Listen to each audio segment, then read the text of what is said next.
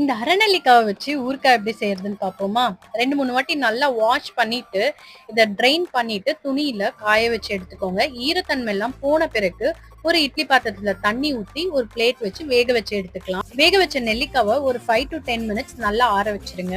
இப்போ ஒரு கடாயில கடுகு, வெந்தயம் அண்ட் பெருங்காயம் நல்லா வறுத்து எடுத்து வச்சுக்கோங்க. இது 3மே நல்லா கம்ப்ளீட்டா ஆறின பிறகு மிக்ஸியில போட்டு அரைச்சு எடுத்துக்கலாம். கல்லுப்பும் நல்லா வறுத்துட்டு மிக்ஸியில போட்டு அரைச்சு எடுத்துக்கோங்க. ஏவி பாட்டம் பேன்ல நல்லெண்ணெய் ஊத்தி நல்லா காஞ்ச பிறகு கடுகு பொரிஞ்ச பிறகு நம்ம வேக வச்சு எடுத்திருக்கிற நெல்லிக்காவை அதுல சேர்த்துட்டு ஹை ஃபிளேம்ல 5 to 10 மினிட்ஸ்க்கு நல்லா கலரி விட்டுக்கோங்க. அதுக்கப்புறமா மஞ்சத்தூள், அரைச்சு வச்சிருக்கிற கடுகு, பெருங்காயம் பொடி சேர்த்து நல்லா கலரி விட்டு ஒரு 5 மினிட்ஸ் கழிச்சு உப்பு, வெறும் மிளகாய் தூள் சேர்த்து நல்லா கலந்து விட்டுக்கோங்க. மிளகாய் தூள் சேர்த்த பிறகு 5 மினிட்ஸ்ல அடுப்பு ஆஃப் பண்ணிட்டு கம்ப்ளீட்டா ஆறின பிறகு கிளாஸ் பாட்டிலையோ இல்ல பீங்கான் ஜாடியிலயோ மாத்திட்டு 2-3 நாளைக்கு வெயில்ல காய வச்சுட்டு இது அப்படியே எடுத்து ஸ்டோர் பண்ணுங்க. நான் ஃபர்ஸ்ட் டைமா இந்த அரைநெல்லிக்காய் வச்சு ஊறுகாய் ட்ரை பண்ணியிருந்தேன். சூப்பரா இருந்துச்சு. கண்டிப்பா ட்ரை பண்ணி பாருங்க.